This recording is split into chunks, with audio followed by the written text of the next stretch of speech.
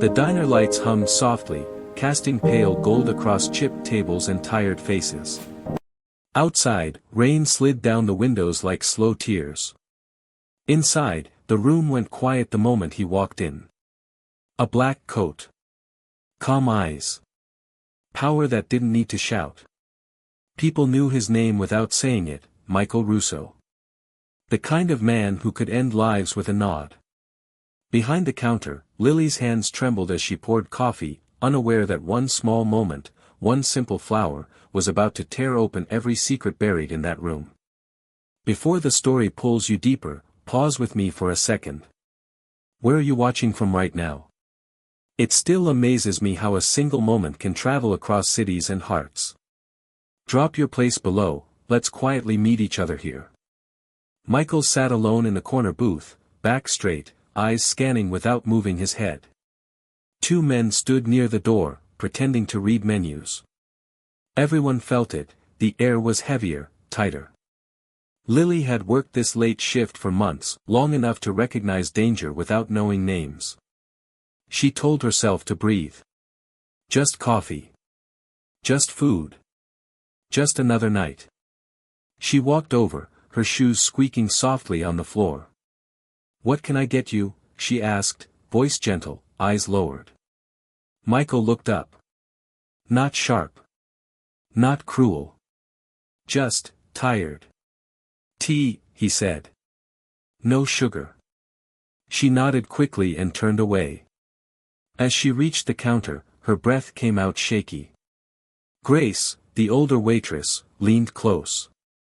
"Careful," she whispered. "That's not a man you want attention from." Lily gave a small nod. She knew. When she returned, she noticed something strange. On the table, next to Michael's folded hands, lay a single white flower. A daisy. Fresh. Impossible in this gray place. "I didn't order this," he said calmly. Lily froze.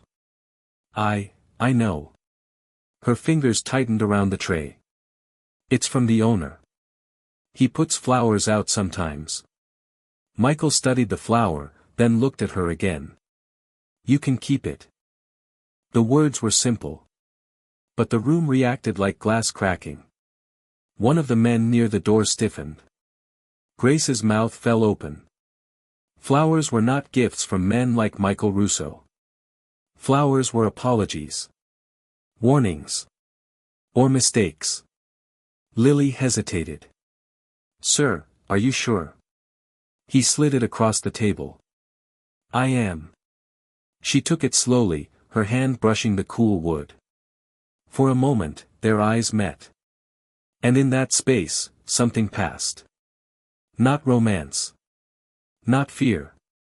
Recognition. She tucked the flower behind her ear without thinking. A small, human act. Michael's fingers curled slightly. He looked away.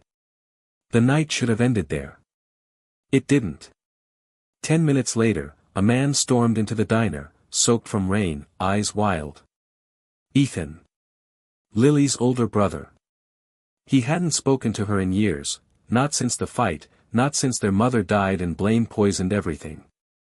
"Lily," he shouted. The room snapped to him. Michael's guards moved instantly, hands near their jackets. Ethan didn't see them. He only saw Lily. "You can't be here," he said, breath uneven. "You don't know who." He stopped mid-sentence. His eyes locked on Michael. Color drained from his face. Michael stood slowly. "Do you know this man?" he asked Lily, voice quiet but sharp as ice. "My brother," she whispered. Silence fell. Thick. Dangerous. Ethan backed away. "We need to go. Now." Michael studied Ethan's face, then smiled, not kindly. "Interesting." The flower slipped from Lily's fingers and hit the floor. Grace covered her mouth. Michael bent down, picked up the daisy, and placed it back in Lily's hand. "Careful," he said softly. "Some things don't survive being dropped." Ethan swallowed hard. You don't understand, he said to Lily. He's the reason. Enough, Michael said. His voice didn't rise, but the room shrank around it. Sit. Ethan didn't move. Michael took one step closer. I said sit. Ethan's knees gave in. He collapsed into the booth across from Michael, shaking. Lily stood between them, heart pounding so loud she thought it would burst. Please, she said.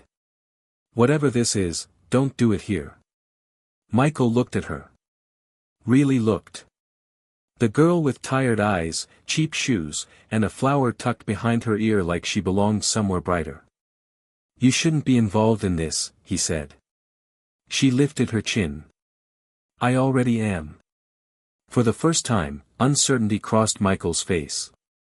If you were standing there, watching fear and courage collide in one fragile moment, what would you have done?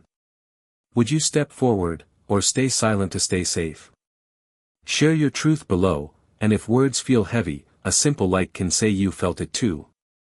Michael exhaled slowly. Finish your shift, he told Lily. Then go home. Ethan stared at him. You're just letting us walk away. Michael's eyes darkened. Tonight. Lily didn't understand mercy when she saw it. She would later. Michael turned to leave. At the door, he paused, glancing back at Lily one last time. Flowers, he said quietly, are never just flowers. The bell above the door rang as he disappeared into the rain.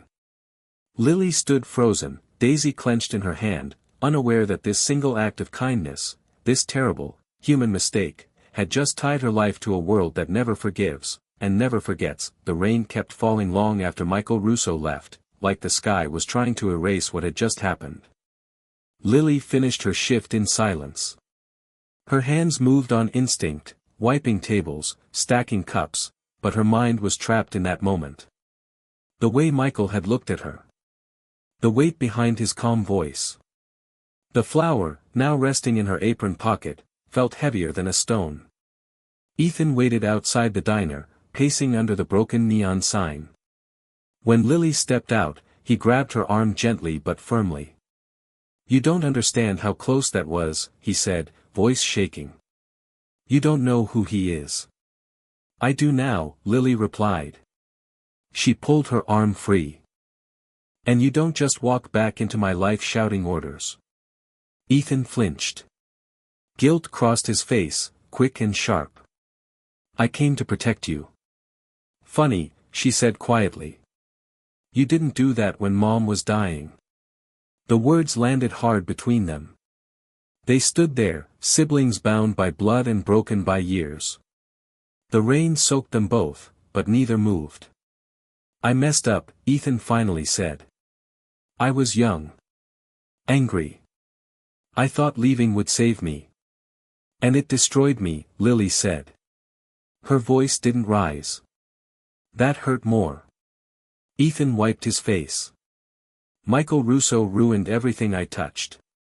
I worked for one of his men. When I tried to leave, people got hurt. Lily's chest tightened. So that's why you panicked. He nodded. If he knows I'm connected to you. He already does, Lily whispered. They walked home in silence. That night, Lily didn't sleep. She sat on her small bed, staring at the ceiling as streetlight shadows moved like ghosts across the walls. Memories came uninvited, her mother coughing in a dark room, hospital bills stacked too high, Ethan slamming the door for the last time. She had learned early how to survive alone. Or so she thought. The next morning, the diner buzzed with rumors. Michael Russo. A flower. Mercy. No one said Lily's name, but everyone looked at her differently. Grace pulled her aside. Men like that, she said softly, don't give gifts without reason. Lily forced a smile. Maybe he just likes flowers. Grace didn't smile back. That afternoon, Lily found a small envelope tucked under her apartment door.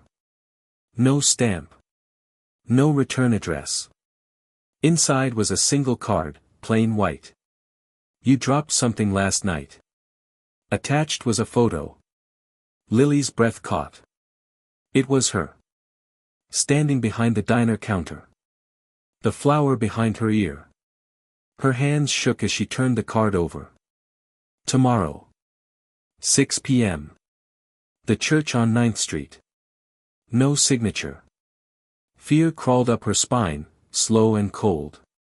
She thought of Ethan, still asleep on her couch, haunted even in dreams. She thought of running. She didn't. The church was old, stone darkened by time. Lily stepped inside at exactly 6. The air smelled of dust and candles. Michael stood near the altar, alone. No guards. No coat. Just a man in a quiet place. You came, he said. You summoned me, Lily replied, heart racing. He nodded. Fair. She held up the photo. Why? Michael looked at it briefly. Because kindness from strangers confuses me. She frowned. I didn't do anything. You did, he said. You treated me like a human being. Lily swallowed. That doesn't explain the photo. Or the meeting. Michael turned to face her fully. Your brother owes a debt. Her stomach dropped. I won't let you hurt him. I already could have, Michael said. I didn't. Why? He paused. For the first time, his voice faltered. Because someone once showed me kindness when I didn't deserve it. Silence filled the church. My mother, Lily said suddenly, used to bring flowers to this church. She said they reminded her that beauty didn't ask permission to exist. Michael closed his eyes briefly. Pain flickered across his face like a crack in stone. She used to say the same thing, he whispered. Lily stared at him. Who? My wife. The word hung heavy. She died, he continued. Because of the life I chose. Lily felt her anger soften, replaced by something more dangerous, understanding. Have you ever had someone help you when no one else would? Someone whose name still lives quietly in your heart. Write, yes, below, and if you can, share their name. Gratitude deserves to be spoken. Michael straightened. Your brother's debt isn't money, he said. It's loyalty. And I won't force it. Then why am I here? Lily asked. Because, he said, meeting her eyes, I made a mistake giving you that flower. And now I need to know if it was worth it. Lily's heart pounded as footsteps echoed outside the church doors, slow and deliberate. The footsteps grew louder, each one echoing through the hollow church like a warning bell. Lily turned sharply, her body tensing. Michael didn't.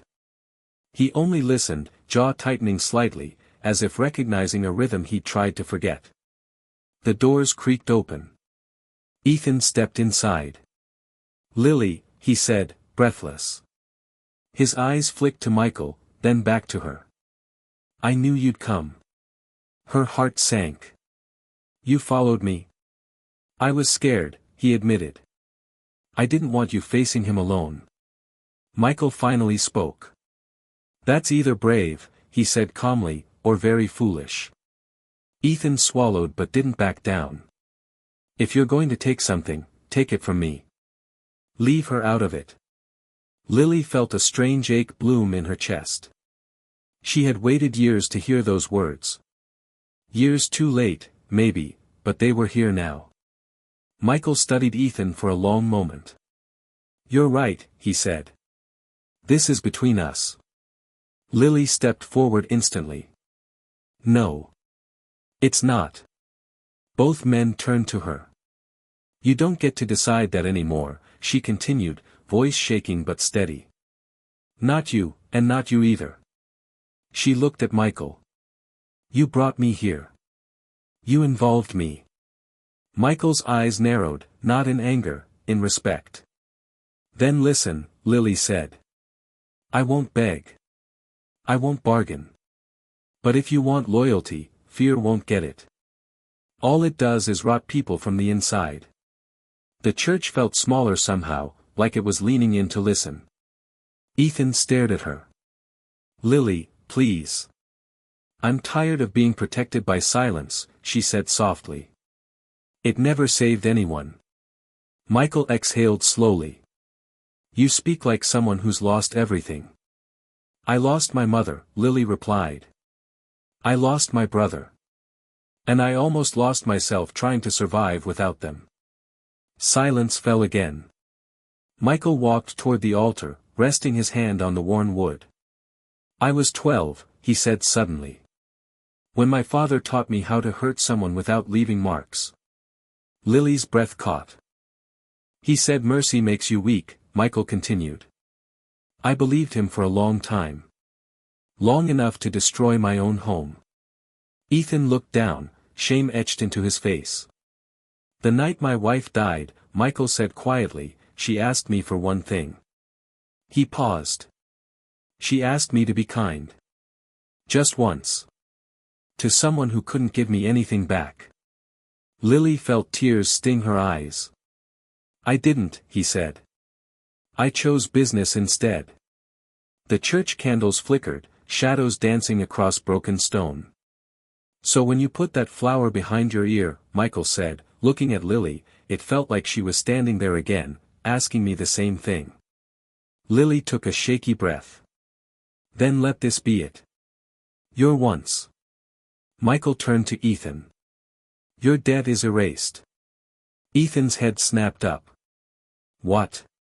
"But," Michael added, "you disappear. New city. New name. You never look back." Ethan nodded instantly. "I will. I swear." Lily stepped closer to Michael. "And what about you?" Michael's lips pressed into a thin line. "Some stains don't wash out." She shook her head. "That's not true. They just remind us where we've been." For the first time, Michael looked uncertain. They left the church separately. No handshakes. No promises. Just a fragile understanding hanging in the air like smoke. That night, Lily packed Ethan's bag. She slipped money into his pocket without him seeing. When he hugged her goodbye, he cried, the kind of sobs grown men hide until they can't. "I'm sorry," he whispered. "I know," she said. "Go live." Days passed. The diner returned to normal, or as close as it ever did. But Lily wasn't the same. She smiled more slowly. Listened more carefully. She noticed how tired people were. How hungry. How lonely. One night, an old man came in soaked from rain, hands shaking. He couldn't afford the meal. Lily looked at him, then remembered a white flower on a wooden table. She paid for his food. Grace watched her. "You didn't have to do that." Lily smiled softly. "I know. Now it's your turn. Think of one small good thing you did recently, or one you wish you had done. Write it below, even if it feels tiny. Sometimes sharing kindness keeps it alive longer than silence ever could." Weeks later, a black car pulled up across the street from the diner. Lily felt it before she saw it. Michael stepped out alone. No guards. No fear in his posture, just wait. He walked in, eyes finding her instantly. "Tea," he said. "No sugar."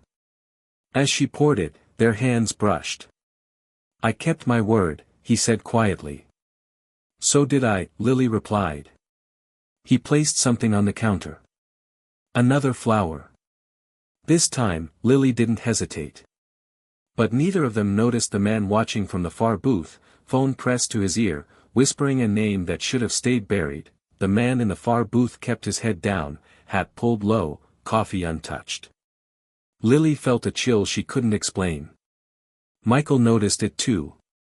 His eyes shifted just once, sharp, controlled, then returned to Lily as if nothing had changed. "Something wrong?" she asked quietly. No, Michael said. Something familiar. The bell above the door rang as the man stood and left. Too fast. Too careful. Michael placed a bill on the counter, more than enough. Close early tonight, he said. Lily hesitated. Is that a request? It's advice. She nodded. An hour later, Lily locked the diner doors and flipped the sign to closed. The streets outside were slick and empty, neon reflections trembling in puddles. Michael waited by the window, hands in his coat pockets, listening to the city like it might confess something. You're in danger now, he said finally. Lily's stomach tightened. Because of him? Michael nodded. Because of me. She leaned against the counter. I didn't ask for this. I know. He turned to face her. That's why I tried to keep you out of it. Tried, she repeated softly. Michael's jaw clenched. The man you saw, his name is Victor Hale. He used to work for me. Used to? Lily asked. He believes kindness is weakness, Michael said. And he's been waiting for proof that I've grown soft. Lily's voice dropped. And I'm the proof. Michael didn't deny it. The silence stretched, thick with fear and truth. I won't let anyone hurt you, he said. She met his eyes. You can't control everything. I know, he replied. I learned that too late. That night, Lily barely slept. Every sound outside her apartment felt like a threat. She clutched the flower Michael had given her, its petals pressed flat between the pages of an old book. Her mother's book. She wondered how kindness could feel this heavy. The next morning, Grace didn't show up for work. By noon, the diner phone rang. Lily answered with shaking hands. Miss Carter, a smooth voice said. You don't know me. But I know you. Her blood ran cold. Where's Grace? A soft chuckle. Safe. For now. Lily closed her eyes. What do you want? Michael Russo to remember who he is, Victor replied. And you, to remind him what it costs to forget. The line went dead. Lily didn't cry. She didn't scream. She grabbed her coat and ran. She found Michael in a quiet warehouse by the river, the kind of place secrets went to die. His men moved fast when they saw her, but Michael stopped them with a raised hand. Victor took Grace, Lily said, breathless. This is because of me. Michael's face hardened, not with rage, but resolve. This is because of my past. I won't hide, Lily said. I won't let someone else suffer for my silence. Michael stepped closer. You shouldn't be here. She looked up at him. Neither should you. But here we are. For a long moment, he said nothing. Then he nodded once. Then we do this my way. What does that mean? She asked. It means no blood, he said. Not tonight. They drove to an abandoned train station at the edge of the city. Rusted tracks. Broken lights. Victor stood waiting, flanked by two men. Grace was tied to a chair nearby, unharmed but terrified. Lily ran to her, stopping only when Victor raised a hand. Careful, he said. Kindness makes people reckless. Michael stepped forward. Let her go. Victor smiled. You changed, he said. That's the problem. Michael's voice was steady. It's the solution. Victor laughed. You think this girl made you better? Michael glanced at Lily. She reminded me I could be. Victor's smile faded. Then watch. He pulled a gun, aiming not at Michael, but at Lily. Time slowed. Lily felt the world narrow to a single breath. Michael stepped in front of her without thinking. The shot rang out. Michael staggered, blood blooming across his coat like a dark flower. Lily screamed. Victor froze, shock flickering across his face. He hadn't expected that. He hadn't expected mercy to move faster than fear. Michael hit the ground hard, breath ragged. Sirens wailed in the distance, someone had tipped them off. Victor cursed and fled, his men scattering into the night. Lily dropped beside Michael, hands trembling as she pressed them against the wound. "Stay with me," she cried. "Please." Michael looked up at her, eyes glassy but calm. "Worth it," he whispered. "If that moment struck something deep inside you, if it made your chest ache in a way you didn't expect, leave a red heart below. Some feelings are too heavy for words, but not too heavy to be shared." Blood pooled beneath Michael as Lily clutched him, tears falling freely now, while the sound of sirens grew louder. The sirens tore through the night, red and blue lights washing over the abandoned station like violent waves. Lily barely noticed them. Her world had shrunk to the warmth slipping away beneath her hands, to Michael's breath growing shallow against the cold concrete. "Stay with me," she whispered again, her voice breaking. "You promised." Michael tried to smile. It came out crooked. "I promised, to try." Paramedics rushed in, voices sharp and fast, pulling Lily back gently but firmly. She fought them at first, panic clawing at her chest, until Grace's trembling arms wrapped around her from behind. "He saved you," Grace sobbed. "He stepped in front of you." Lily watched as they lifted Michael onto the stretcher. His eyes searched the chaos until they found hers. "Don't disappear," she thought. "Don't leave like everyone else." The hospital smelled of antiseptic and fear. Lily sat in the waiting room for hours that felt like years, her clothes stiff with dried blood that wasn't hers. Grace sat beside her, silent now, shock hollowing her eyes. Finally, a doctor approached. "He's alive," the doctor said. "The bullet missed his heart by inches. But he lost a lot of blood." Lily's knees nearly gave out. She gripped the chair, breathing hard. Alive. The word felt fragile, like it might shatter if she held it too tightly. Michael was unconscious when they let her see him. Tubes and wires surrounded the man who once filled rooms with fear. Now he looked smaller. Human.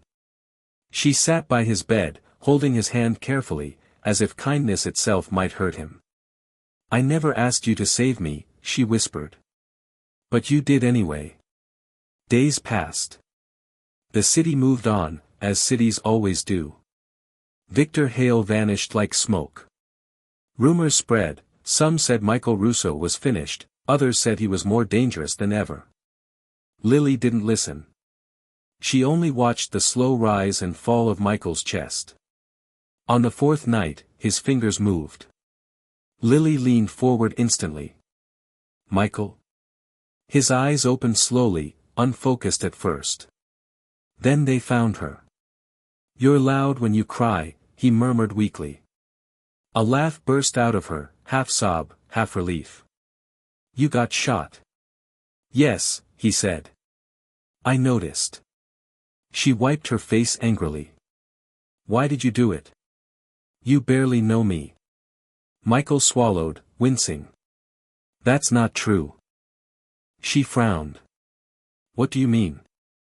"I know what it looks like when someone keeps giving, even when life keeps taking," he said softly. "I've seen it before. I just ignored it." Tears filled her eyes again, quieter this time. "You don't have to keep paying for your past." He looked at the ceiling. "I don't know how to stop." Silence settled between them, heavy but honest. In the weeks that followed, Michael stayed hidden. The city believed he was recovering somewhere far away. In truth, he stayed in a small private room, guarded lightly, moving slowly, not just because of the wound, but because something inside him had shifted. Lily visited every day. They talked about small things at first. Food. Weather. Stories that didn't hurt. Then, one evening, Michael spoke without looking at her. "There are families," he said. "Lives. I broke them. Ordered it. Signed off on it. Lily's chest tightened. Why tell me this? Because if I'm going to live, he said, I can't pretend anymore. She thought of her mother. Of Ethan. Of the years she spent angry at a ghost of a brother who ran because he was afraid. Living with truth hurts, she said. But living without it hurts longer. Michael turned to her. Could you forgive someone like me? The question landed between them, raw and unguarded. She didn't answer right away.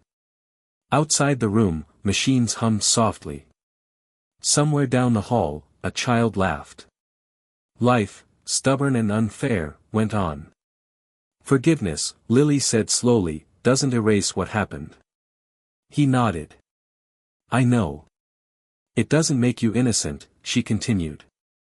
And it doesn't mean trust comes back the same. His jaw tightened. Then what does it mean? She met his eyes. It means choosing not to let the worst thing define the rest. Michael closed his eyes, a single tear slipping free before he could stop it. Be honest with yourself for a moment. Could you forgive someone after everything they've done? Type forgive. If you believe it's possible, or never, if some wounds feel too deep to survive.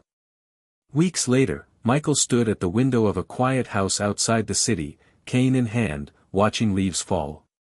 He had money. Power. Names he could still call. But he also had a choice. Behind him, Lily's phone buzzed with a message from Ethan, a photo from a new city, a small smile, proof of a life continuing. Michael turned from the window. If I disappear, he said quietly, people will fight to replace me. Lily looked up from the phone. And if you don't? Then I have to face what I built, he replied. And tear it down slowly, without becoming worse than it already is. She stepped closer. Whatever you choose, she said, make sure it saves more than it costs. Michael nodded, resolve hardening in his eyes. Outside, a car engine idled softly on the road. Inside, a man stood at the edge of everything he had ever been, about to decide who he would become next. The engine outside cut off. Silence followed, the kind that presses against your ears. Michael didn't move toward the door. He already knew who it was. Victor Hale never knocked. The door swung open, wood cracking against the wall. Victor stepped inside like he still owned the world, a thin smile stretched across his face. His suit was darker now, his eyes sharper. Hunger lived there. I wondered how long it would take, Victor said, glancing at Lily. You always did have a weakness for saving strays. Michael tightened his grip on the cane. You shot me. Victor shrugged. You stepped in the way. Lily felt fear flare, hot and sudden, but she didn't step back. This ends tonight, she said. Victor laughed softly. It ends when men like us decide it does. His eyes flicked back to Michael. The city's restless. They think you're dead or broken. Either way, they're ready to move on. Let them, Michael said. Victor's smile twitched. That's the problem. You don't get to walk away. Michael took a slow step forward. Pain cut through his side, but he didn't show it. I'm not walking away. I'm changing the rules. Victor's voice dropped. You can't lead with mercy. It makes you weak. Michael shook his head. It makes me dangerous in a different way. Victor reached inside his jacket. Lily's breath caught. Before the weapon cleared the fabric, Michael spoke, firm, grounded. If you pull that gun, everything you built burns with me. Victor froze. Michael continued, voice steady. I've already given them names. Accounts. Routes. Enough to bury all of us. It gets released if I don't make a call by sunrise. Lily stared at him. She hadn't known. But she understood why. Victor searched Michael's face for a lie. He didn't find one. You wouldn't, Victor said. I already did, Michael replied. That's the difference now. A long, trembling silence stretched between them. Finally, Victor's hand dropped. Rage twisted his features, then something uglier, fear. This isn't over, Victor spat. Michael met his stare. For me, it is. Victor backed toward the door, eyes never leaving Michael. Kindness will kill you, he said, and vanished into the night. The door closed. Lily exhaled a breath she didn't realize she was holding. Her legs shook. She sat down hard on the couch, tears slipping free without permission. Michael leaned against the wall, eyes closed, breathing through pain. You could have died, she whispered. I already did, he said quietly. Just not tonight. They sat there as dawn crept in, pale light filling the room. The world looked softer in morning, less sharp, less cruel. In the weeks that followed, things changed. Slowly. Not cleanly. Michael dismantled what he could, piece by piece. Some men left. Some fought. Some listened. He didn't pretend it was redemption. It was repair. Lily returned to the diner. Same lights. Same chipped tables. But she carried herself differently now. When people were rude, she didn't shrink. When they were kind, she let it stay. Grace watched her one night and smiled. You look lighter, she said. I feel heavier, Lily replied. But in a good way. Michael kept his distance at first. He helped quietly, medical bills paid anonymously, families relocated, debts erased without explanation. No headlines. No applause. One afternoon, Lily found a familiar envelope under her door. Inside was a pressed white daisy. No note. She smiled through tears. Months later, the diner hosted a small fundraiser for a local shelter. Lily watched strangers donate, laugh, connect, small goodness rippling outward. Michael stood at the back, unnoticed, hands folded, eyes soft. She walked over. You did this. He shook his head. You did. No, she said gently. You chose not to stop it. They stood side by side, watching people be human. If you believe that love still finds a way, even through broken people and hard choices, comment Amen. Let this space fill with hope. Someone scrolling right now might need to see it. That night, Michael walked Lily home. The city lights reflected in puddles, fractured but beautiful. I don't know what I am now, he said. Lily looked at him. You're someone who learned too late, but still learned. He nodded. And you? She smiled softly. I'm someone who stopped being afraid of kindness. They reached her door. For a moment, neither spoke. Thank you, Michael said finally. For the flower.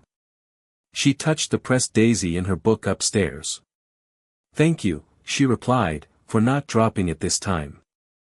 As he turned to leave, Lily watched him disappear down the street, not into darkness, but into something uncertain and real. Inside her chest, the ache remained. But now, it was warm. Autumn settled into the city like a quiet promise. Trees along the sidewalks burned gold and red, leaves crunching under hurried feet. Life didn't suddenly become gentle, but it became honest. And that, Lily learned, was something different. The diner changed its hours. Fewer late nights. More morning light. Lily liked the way sunlight poured through the windows, softening the tired faces that came in for coffee before work. She learned names now. Stories. Who needed extra cream because bitterness followed them home. Who needed silence more than conversation. Michael stayed mostly out of sight. Not hiding, choosing. Some nights, Lily would see him across the street, standing still, watching the diner like it was proof that something good had survived him. Other nights, he was gone for days, untangling knots he had tied long ago. Each time he returned, he looked a little older, and a little lighter. They didn't rush whatever was forming between them. It wasn't romance yet. It was trust, learning how to breathe. One evening, Lily found Grace sitting alone after closing, staring at a photo on her phone. "My sister called," Grace said quietly. "She hasn't spoken to me in years. Said she heard I helped someone, and it made her think of me again." Lily smiled softly. "Kindness echoes," she said. Grace nodded. "Funny thing is, it doesn't always come back from where you expect." Across town, Michael stood in a courtroom hallway, listening as names were read aloud, men who once answered to him. Some glared. Some wouldn't look at him. Michael didn't flinch. He had learned that accountability didn't need defense. It needed endurance. When it was over, he stepped outside and breathed deeply, like a man surfacing after years underwater. That night, he walked instead of driving. The city felt different on foot. Smaller. More fragile. More alive. At Lily's apartment door, he stopped. "I won't always be able to protect you," he said suddenly. She looked at him. "I don't need you to." "I know," he replied. "I just need to know that when people speak my name someday, it won't only mean fear." Lily thought of Ethan's smile in that photo. Of Grace's sister calling after years of silence. Of a stranger eating a warm meal because someone noticed he was cold. "It won't," she said. "Not if you keep choosing this." Michael nodded slowly. Winter came early that year.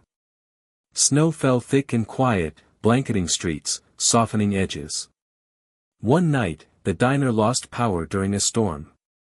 Lily lit candles and kept the doors open anyway. People gathered close, strangers sharing warmth and stories while the city went dark. Michael stood near the door, unnoticed again. A young boy handed Lily a crumpled drawing before leaving. It was a flower, white petals, crooked stem. "For you," he said shyly. Lily taped it behind the counter.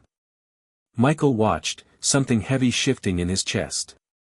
Later, as they locked up, he spoke softly. "All my life, I thought power meant taking." She pulled on her coat. "What does it mean now?" He considered the question. "Protecting what's fragile," he said. "Even if it never belongs to you."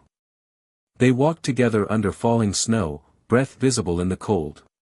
The city lights reflected off white streets, imperfect but beautiful. For the first time in a long time, Michael didn't feel like he was outrunning his past. He felt like he was finally walking toward something. And Lily, who once believed kindness was something you gave away and lost, now understood it was something you planted, and sometimes lived long enough to see grow. The night remained cold. But neither of them felt it anymore. Spring returned quietly, the way healing often does. No announcements. No applause. Just small signs, buds on bare branches, longer light in the evenings, people lingering a little more before going home. The diner celebrated its first full year without a single late-night incident. Lily stood behind the counter, tying her apron, watching the room fill with familiar faces. There was laughter now. Regulars teased her about smiling too much. She didn't correct them. Outside, a black car pulled up, newer, simpler, almost anonymous. Michael stepped out. No guards. No sharp edges to his posture. Just a man walking forward. He didn't come inside right away. He stood across the street, watching through the glass as Lily handed coffee to an exhausted nurse, slipped a free slice of pie to a college kid counting coins. He noticed the flower drawings taped behind the counter. The fundraiser poster on the wall. The way the diner breathed now, like a living thing. When he finally entered, the bell rang softly. Lily looked up and smiled before she even realized why. "You're late," she said. He shrugged. "Traffic." She poured tea without asking. No sugar.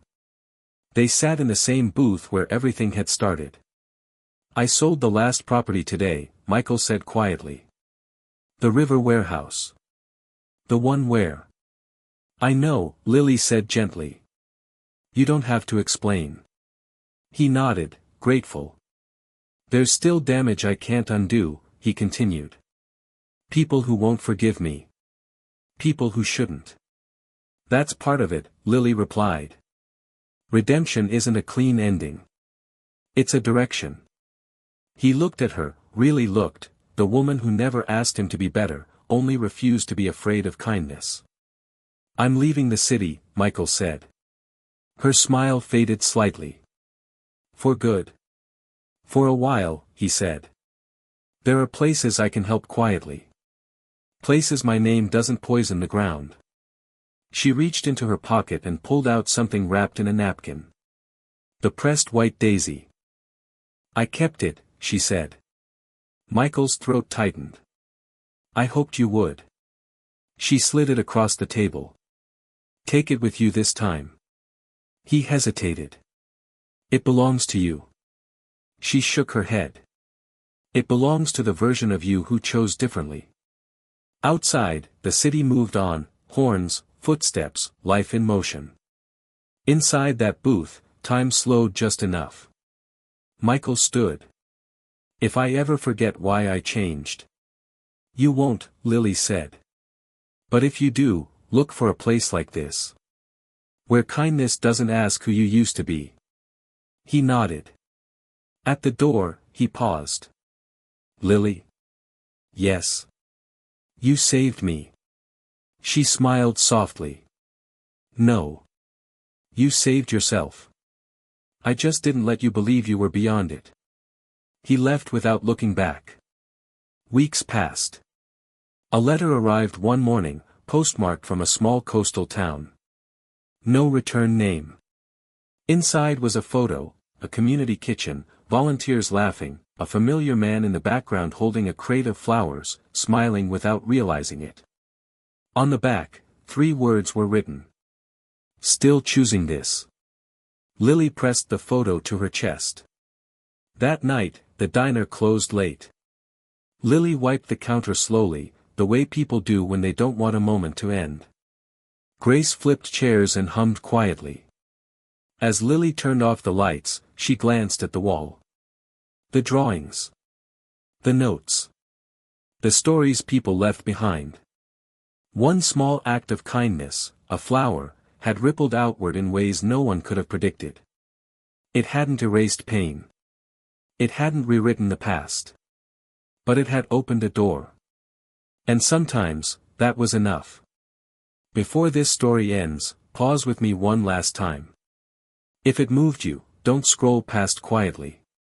Tap like, not for a story, but for every soul who carried pain and still chose kindness. One small click can say, I saw you. I felt it. Lily locked the diner and stepped into the evening air. The sky was soft, painted in fading gold. She walked home slowly, unafraid of the dark. Somewhere far away, a man planted flowers where nothing good had ever grown. And because of one quiet mistake, because of kindness given without expectation, the world became just a little warmer than it was before.